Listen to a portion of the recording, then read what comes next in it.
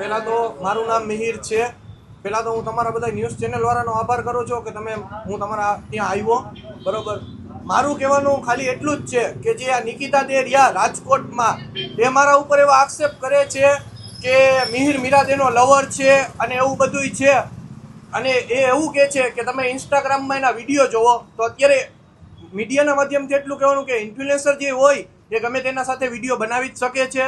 બરોબર છે. અને વિડીયો સાથે બનાવ્યાથી એવું પ્રૂફ નથી થતું કે એનો લવર છે કે જે કાંઈ પણ હોય.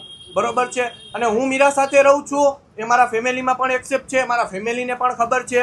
બરોબર, એ મારા ઉપર ખોટા આવી રીતના આક્ષેપ નાખે છે કે ભાઈ હું આવી રીતના આ મને પહેરાવે છે, જે બધું મને આપે છે, તો એનું પ્રૂફ એ મને આપી શકે છે. બરોબર, કે એને ગાડીઓ લઈ દે છે કે XYZ. બરોબર છે, એને મને કહેવું જોઈએ. બાકી એ જે ખોટા મારા ઉપર આક્ષેપ કરે છે, બરોબર, એનો ન્યાય તમે લોકો મીડિયાવાળા અથવા સરકારી બરોબર કોઈ કર્મચારીને એ લોકો લઈ આવશે. બરોબર, બાકી ખોટા આક્ષેપ કરીને કાંઈ થતું છે નહીં. બરોબર, મારે એટલું જ જણાવવાનું કે જે આ તદ્દન એવું કહે છે કે મિહિર આવી રીતના આમ છે, ઓલું પેલું છે, તો એ કાલે મીડિયામાં એવું કીધેલ છે કે મીરાને મિહિરે મને સોરઠિયાવાળી સર્કલે બોલાવી અને એવું કીધું સમાધાન માટે કે હું તમારા પાસે માફી માંગુ છું, તમે આવી જાઓ. એ નિકિતા દે એવું કહે છે. બરોબર છે, તો અમે એને સમાધાન માટે અમે એને માફી માંગતા હોય તો એ કઈ રીતથી આવા જે સ્ટન્ટ કરે છે ફિનાઇલ પીને કે મીરા દેના અને મિહિરના ત્રાસથી હું આવું કરું છું. બરોબર, જો અમે એને માફી માંગવાનું કહેતા હોય, બરોબર છે, કે અમે ભાઈ તારા પાસે માફી માંગી લઈ છીએ, તો એ પછી આ આક્ષેપ તો ખોટા જ કરે છે ને કે અમે આના ત્રાસથી ને આવું બધું કરે છે. બરોબર, અને જો અમે એને ત્રાસ કે એવું કાંઈ પણ આપ્યું હશે, બરોબર, તો એ રજૂઆત કરે. બરોબર, મારું એટલું જ કહેવાનું છે કે મેં એને કોલ કર્યો કે મારું રેકોર્ડિંગ એના પાસે હોય કે ભાઈ મિહિરે ધમકી આપી કે મીરાદેએ ધમકી આપી. બરોબર, મારું ક્યાંય પણ આટલા દિવસમાં છેલ્લા મહિના દિવસમાં એના સાથે કોલ રેકોર્ડિંગ હોય. બરોબર, એ રજૂઆત કરે. બાકી ખોટી રીતના આક્ષેપ કરે નહીં. બરોબર, ખોટા આક્ષેપ કરશે તો હું એક ફેમિલીવાળો માણસ છું. બરોબર, તો હું મારું ફેમિલી બધાય સાથે લઈ અને હું કાયદેસરની કાર્યવાહી કરીશ ને આગળ વધીશ. મારો સમાજ મારા સાથે છે. બરોબર, બાકી ખોટા આક્ષેપ એને કહો કે આવી રીતથી ના કરે. બસ, આભાર. આક્ષેપો કર્યા છે તદ્દન ખોટા ને ખોટા, એમની સિવાયમાં કોઈ સાચી વાત છે જ નહીં. કારણ કે અમારા કિન્નર અખાડાની અંદરમાંથી એને બાયકાત કરેલા છે, તેથી એને આમ બહુ ઓલું આમ કહેવાય ને કે ઓલું ફીલ થાય છે. અત્યારે માણાના હાથમાં પૈસા ના આવે એટલે એના હાથમાં બધું આવું ફીલ થાય છે કે આમ જલ્દી હું કંઈક બની જાઉં. મને મારા ગુરુ, અમારા રાજકોટ કિન્નર અખાડા તો ઠીક, પણ ઓલ ઇન્ડિયાના કિન્નરે મને ગાદી સોંપેલી છે. મને કોઈ એવું નહીં કે એક વ્યક્તિ આવીને મને ગાદી હોપી ગયું છે. મને આખા રાજકોટમાં તો ઠીક, પણ મને આખા ગુજરાતની અંદરમાં જે અમદાવાદ, રાજકોટ, ગોંડલ, જેતપુર, જેના મેન કિન્નરો છે એને મને રાજકોટની ગાદી સોંપેલી છે. માર નિકિતાને અમે 6 મહિનાથી આ બોલાવી નથી, 6 મહિનાથી અમે એને ઓળખતા નથી. એમની પાસે જે પણ કઈ પ્રૂફ હોય એ પોલીસ ચોકીમાં રજૂ કરે, કોર્ટમાં રજૂ કરે. બસ મારું એટલું જ કહેવાનું છે કે તદ્દન આક્ષેપો ખોટા છે. અને રહી વાત કરે છે 5 લાખ રૂપિયાની કે પબ્લિકમાંથી કાયમ 5 લાખ રૂપિયા કમાઈને મીરા આવે છે, તો પબ્લિક એવું ગાંડું થઈ ગયું નથી કે મને કાયમના 5 લાખ પબ્લિક આપી દે. અને અમારા અખાડાની અંદર પાવલી ભાગ મારા ગુરુનો બને છે, પાવલી ભાગ મારો બને છે, અને જે પણ બીજો ભાગ વધે છે મારા કિન્નરોનો. એ એવું કહે છે કે મને 1000 રૂપિયા આપી દે છે ને મીરનું બધું આ તો મીર અત્યારે ઘરે જામનગરની અંદર ભાડે રહે છે.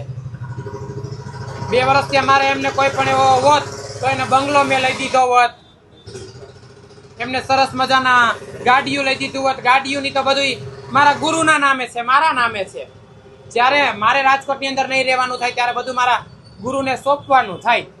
કેવું? બાકી અત્યારે મારી પાસે જે પણ કાંઈ છે એ મારા ગુરુનું છે, અખાડાની વસ્તુ છે. અને નિકિતાનું એવું કહેવાનું થાય છે કે મને બધું દઈ દો એમ. પૈસાનો વિવાદ છે, ગાડીનો વિવાદ છે કે બીજો કોઈ વિવાદ છે? પૈસાનો વિવાદ તો વિવાદ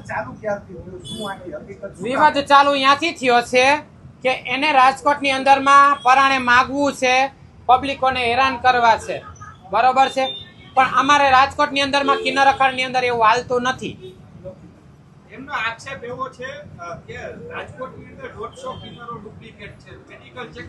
મેડિકલ ચેકઅપ કરાવો તમારે, એનો કોઈ વાંધો નથી. કિન્નર ડુપ્લિકેટ ને ઓરિજિનલમાં શું ફેર હોય તમે લોકો મને જવાબ આપજો. શું એનો આક્ષેપ ઈ કહી રહી છે. એને આક્ષેપ એવો કરેલો છે તો ઉપરથી કોઈ કિન્નર બનીને આવતો નથી, માના પેટમાંથી બનીને આવતો નથી કિન્નર.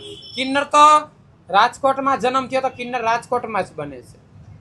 અને રહી વાત ઓપરેશનની કે ઓપરેશન કરાવ્યા પછી કિન્નર ઓરિજિનલ થઈ જાય છે, તો એ વાત તદ્દન ખોટી છે. કિન્નર ઓરિજિનલ જ હોય છે, ચાહે ઓપરેશન થયા પહેલા અથવા ઓપરેશન થયા પછી. એની હાલચાલ બધી લેડીઝ જેવી નાગણ જેવી જ હોય છે. જેમાં પ્રેમ કે પેલા હું એક છોકરો જ હતી અને નિકિતા એક છોકરો જ હતી, બરોબર છે. આ જ હકીકત છે. પછી તમે બેડી ચોકડીએ જાઓ કે માધાપર ચોકડીએ જાઓ, બરાબર, મેડિકલના ટેસ્ટ રિપોર્ટ કરવામાં આવે તો એનામાં ઓલરેડી હોર્મોન્સ એવા લેડીઝ જેવા જ હોય છે. એ તો ડોક્ટર તમને જાતા ભેરા જ કહી દેશે કે આ એક શું છે, બરાબર છે. પેલા ગે પ્રવૃત્તિમાં આવતા હોય છે, પછી ગેમાંથી કદાચ એને સારી બુદ્ધિ આવે કે અમારે સેક્સિવિટી વર્ક નથી કરવું, તો એ કિન્નરમાં આવે છે. તો એમાં અસલી શું ને ડુપ્લિકેટ શું? કોઈ છરો મુકાવ્યો ઓરિજિનલ થઈ જાય છે, કોઈ ઓપરેશન કરાવ્યા પછી ઓરિજિનલ થઈ જાય છે.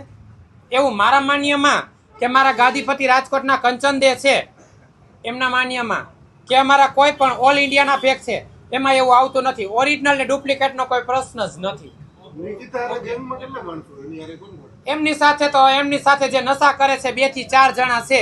અને મારી સાથે અમદાવાદના 1500 કિન્નર છે. રાજકોટ, ગોંડલ, જેતપુર, જામજોધપુર, જામખંભાળિયા, હામુગામ, જામનગર, જેતપુર, વીરપુર અને પેટલાદના કિન્નરો, પછી અમદાવાદના કિન્નરો, ઓલ ઇન્ડિયા સૌરાષ્ટ્રના કિન્નર મારી સાથે છે. જો હું આજે ખોટી હોત તો કોઈ કિન્નર મારી ભેરા ઉભા ન રહેત. જો હું મિહિરને બધું આપી દેતી હોત તો મારા ગુરુએ ગાદી કેદુની મારી પાસેથી લઈ લીધી હોત. આ જ વાત હકીકત.